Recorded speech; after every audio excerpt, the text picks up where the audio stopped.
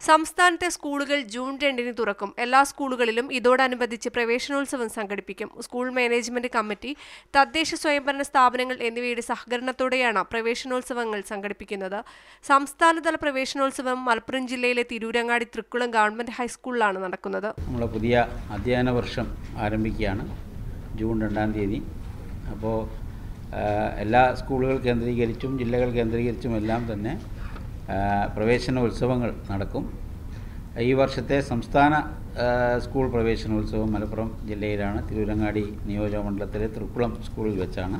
വ്യവസായ വകുപ്പ് മന്ത്രി പി കെ കുഞ്ഞാലിക്കുട്ടി പ്രവേശനോത്സവം ഉദ്ഘാടനം ചെയ്യും. മന്ത്രിമാരായ Aryadan Muhammad, Manjalamkuzhi Ali, A P Anilkumar, P K Abdurabb, ജില്ലയിലെ MLA-മാർ, MP-മാർ എന്നിവർ ചടങ്ങിൽ പങ്കെടുക്കും. പുതുതായി 3 ലക്ഷത്തോളം കുട്ടികളാണ് ഇത്തവണ വിദ്യാലയങ്ങളിലെത്തുന്നത്. പാഠപുസ്തകം, യൂണിഫോം വിതരണം എല്ലാം കാര്യക്ഷമമായി നടക്കുന്നുവെന്നും വിദ്യാഭ്യാസ മന്ത്രി അറിയിച്ചു. മീഡിയ 1 തിരുവനന്തപുരം.